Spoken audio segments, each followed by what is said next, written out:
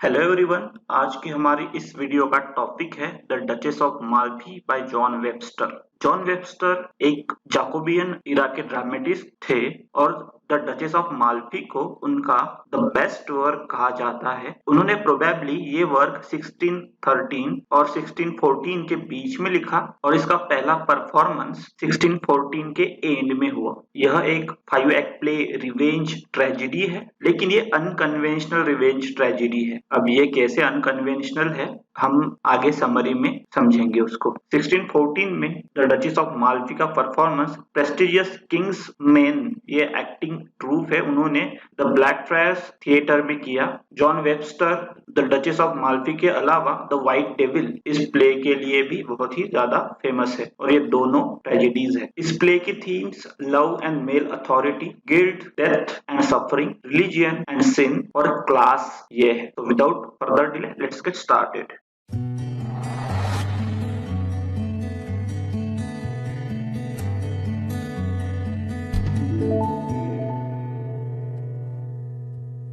Story की शुरुआत एक पैलेस में होती है। वो माल्फी इस स्टेट की डचेस है, उसके पैलेस में होती है। अब डचेस अभी अभी विडो हुई है, उसके हस्बैंड की डेथ हो चुकी है और वो अपने स्टीवर्ड एंटोनियो के साथ मिलकर माल्फी का कामकाज चलाती है। स्टोरी की शुरुआत में एंटोनियो फ्रेंच कोर्ट से अभी अभी पैलेस लौट आया है और उसके साथ बसोला, जो कि मर्डरर था और पहले कार्डिनल के लिए काम करता था, वो भी एंटोनियो के साथ लौट आया है। और थोड़ी ही देर बाद कार्डिनल और फर्डिनांड, जो कि डचेसेस के ब्रदर है दोनों, वो भी वहां पे आते हैं। और वो आने के बाद एंटोनियो उसके फ्रेंड डेलियो से प्राइवेटली कहता है कि कार्डिनल और फर्डिनांड, जो कि ड्यूक है, ऊपर से बहुत अच्छे दिखते हैं लेकिन वो बहुत कनिंग है, बहुत करप्ट है। लेकिन उनके अपोजिट डचेस है, उनकी सिस्टर होने के बावजूद बहुत नोबल है, बहुत ही अच्छी है।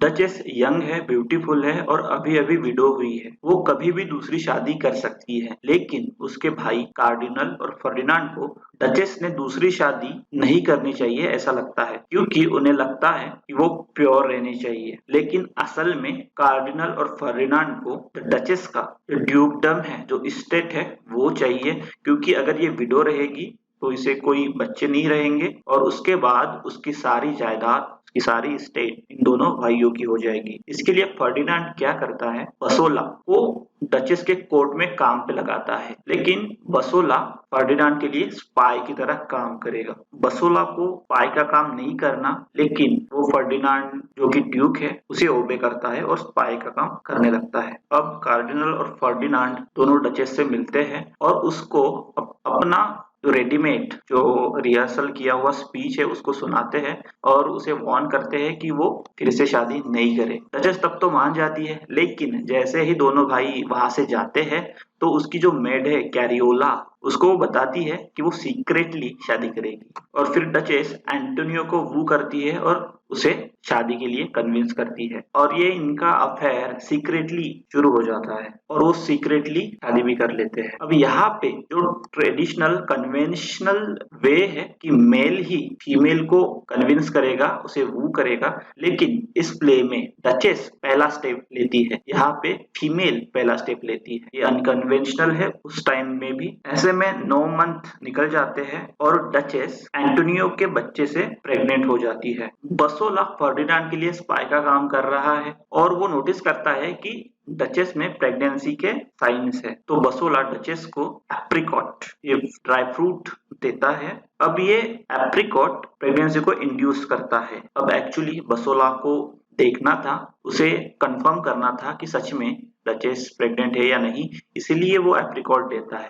और डचेस एप्रिकॉट खाने के बाद लेबर पेन में चली जाती है और बसोला का शक यकीन में बदल जाता है। अब ये सस्पिशियन हटाने के लिए डचेस और एंटोनियो सीक्रेटली एक स्टोरी बनाते हैं कि डचेस एक बहुत ही अजीबोगरीब बीमारी से ग्रस्त है और वो बीमार हो गई है। एंटोनियो बसोला के सामने जाता है और उससे पूछता है कि क्या एप्रिकॉट पॉइजनस थे। बसोला इसको डिनाई करता है, लेकिन जल्दी जल्दी में जाते जाते एंटोनियो एक पेपर का टुकड़ा नीचे गिरा देता है और वो रहता है हॉरोस्कोप, एक बच्चे की कुंडली रहती है वो। और बसोला को ये एविडेंस मिल जाता है कि डचेस को बच्चा हो गया है और फिर बसोला एक लेटर रोम में भेजता है फर्डिनांड के पास, जहाँ पे सब कुछ लिखा होता है। जब फर्डिनांड और कार्डिनल दोनों को पता लगता है कि उनकी सिस्टर ने सीक्रेटली बच्चा पैदा किया है, तो वो बहुत ही एंग्री हो जाते हैं। लेकिन वो डिसाइड करते हैं कि वो अभी कुछ नहीं करेंगे, क्योंकि उन्हें अब जानना है कि उस बच्चे का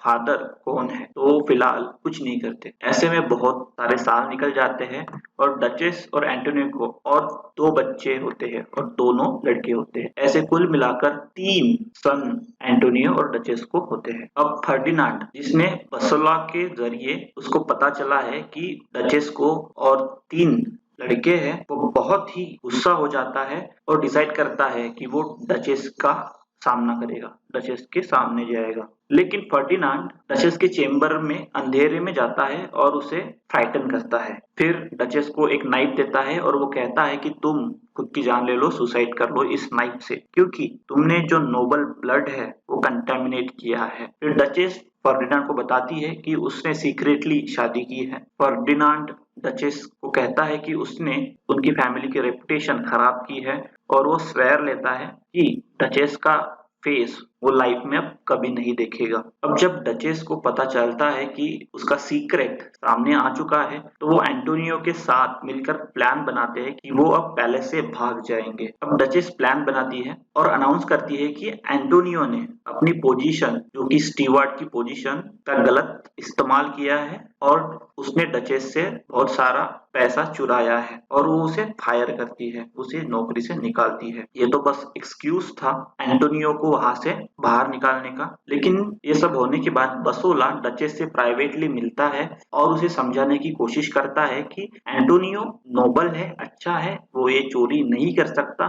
तब डचेस बसोला के सामने अपना सीक्रेट रिवील करती है कि उसे पता है एंटोनियो इनोसेंट है, लेकिन वो उसके बच्चों का फादर है, इसलिए उसको बचाने के लिए उसने वहां से ये प्लान बनाया और एंटोनियो को वहां से बाहर भेज दिया और वो भी कुछ समय बाद एंटोनियो को ज्वाइन करेगी। अब रोम में कार्डिनल और फर्डिनांड बसोला के माध्यम से डचेस का ये प्लान भी उनको पता चल जाता है और कार्डिनल ऑफिशियली डचेस, एंटोनियो और उनके तीनों बच्चों को बैनिश कर देता है क्रिश्चियनिटी से। लेकिन फर्डिनांड एंटोनियो को इनवाइट करता है कि वो रिकंसाइल करे, अपने गिले शिकवे भुला दे। लेकिन एंटोनियो को लगता है कि ये ट्रैप है और इनविटेशन एक्सेप्ट करने की जगह वो अपने पहले सबसे बड़े बेटे को लेकर वो वहां से मिलान भाग जाता है। अब एंटोनियो मिलान जाने के बाद बसोला डिस्गाइज करता है और डचेस और उसके 2 छोटे बच्चे हैं उनको अपना कैप्टिव बनाता है, उनको अरेस्ट करता है। अब ये सब करने का ऑर्डर बसोला को डचेसेस के भाइयों ने दिया था। अब दोनों भाइयों ने डचेस को जेल में डाल दिया है। अब फर्डिनांड डचेस से मिलने जाता है, लेकिन फर्डिनांड ने पहले कसम खाई है कि वो डचेस का चेहरा कभी नहीं देखेगा, तो उसे अंधेरे में मिलता है और उसे अपना हाथ पकड़ने के लिए देता है। लेकिन उसके बाद वो हाथ टूट जाता है। बेसिकली वो फर्डिनांड का हाथ नहीं रहता, वो नकली हाथ रहता है और डचेसेस को कन्विंस करना चाहता है कि ये हाथ एंटोनियो का है और एंटोनियो मर चुका है। और फर्डिनांड डचेस को और बताता है कि उसके चिल्ड्रन भी मर चुके हैं। अब डचेस को ये सहन नहीं होता कि उसका हस्बैंड और उसके तीनों बच्चे मर चुके हैं। अब फर्डिनांड बसोला को अपना प्लान बताता है कि वो चाहता है डचेस को और टॉर्चर करे, डचेस को मैडमैन के बीच, जो पागल लोग हैं उनके बीच छोड़ दिया जाए और उसे टॉर्चर किया जाए। बसोला को ये सब पसंद नहीं है, वो इन सब में हिस्सेदार नहीं बनना चाहता, लेकिन वो ड्यूक को अबे करता रहता है और कुछ नहीं कर पाता। अब जेल में मैडमैन जो पागल है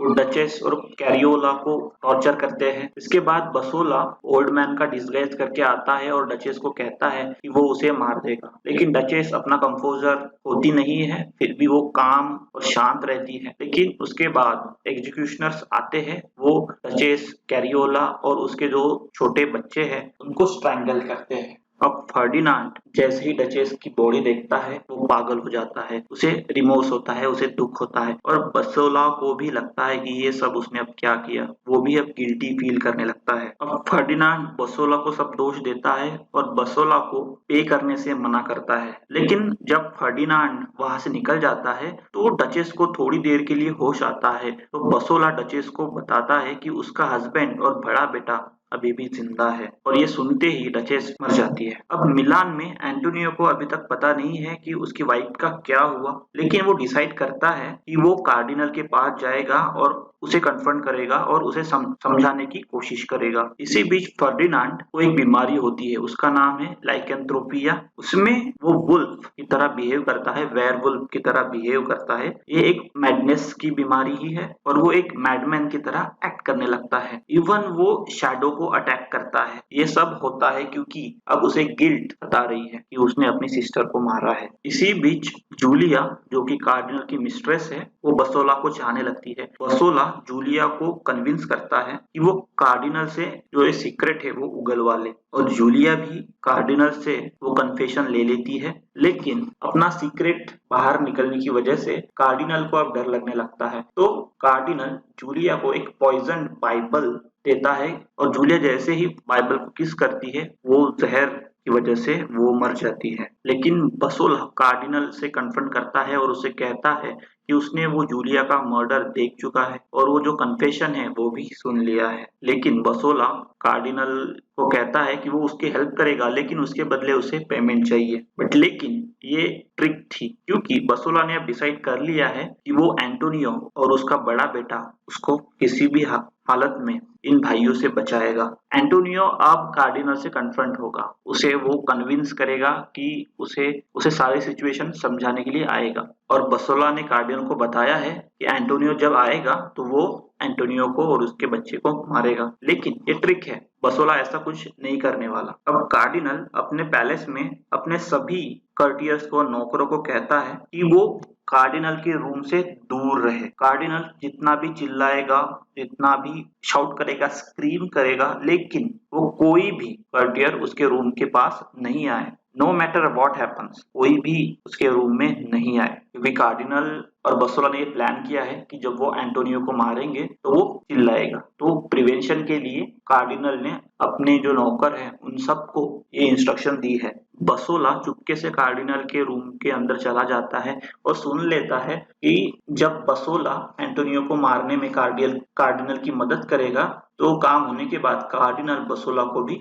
मरवा देगा। अब एंटोनियो कार्डिनल के पैलेस में आता है। अब एंटोनियो को उनका झगड़ा मिटाना है, लेकिन अंधेरे में बसोला एक्सीडेंटली एंटोनियो को स्टैब करता है और उसमें एंटोनियो की मौत हो जाती है। बसोला को लगा था कि अंधेरे में एक तो फर्डिनांड होगा, नहीं तो कार्डिनल होगा, इसलिए वो उसे टैप करता है। अब बसोला को और गुस्सा आता है और कार्डिनल को ढूंढने जाता है। अब उसे कार्डिनल को मारना है। अब जैसे ही बसोला कार्डिनल के चेंबर में एंटर करता है, कार्डिनल बहुत जोर जोर से चिल्लाने लगता है, लेकिन उसने पहले ही इंस्ट्रक्शन दी चुकी है कि कोई भी अंदर नहीं आएगा। तब फर्डिनांड उस चेंबर में एंटर करता है और उसे लगता है कि कार्डिनल डेविल है, क्योंकि फर्डिनांड तो पागल हो चुका है, तो उसे लगता है कार्डिनल डेविल है। तो वो कार्डिनल को स्टैब करता है और बाद में बसोला को भी स्टैब करता है और फिर बसोला फर्डिनांड को स्टैब करता है। ऐसे में ही एक दूसरे को सभी स्टैब करते हैं और मार देते हैं। अब ये सभी डेथ के बाद डीलियो वहां पे एंटर करता है। जो एंटोनियो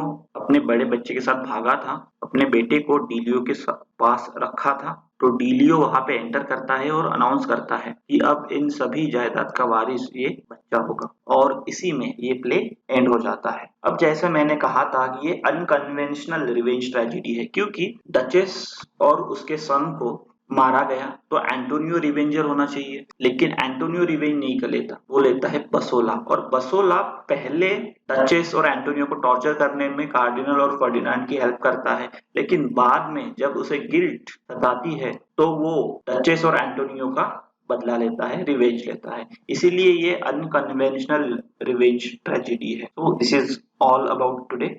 आई होप कि आपको ये वीडियो पसंद आई होगी। अगर आपको ये वीडियो पसंद आई है तो प्लीज इस वीडियो को लाइक करें, शेयर करें और हमारे चैनल को सब्सक्राइब करें। Thanks for watching, stay connected.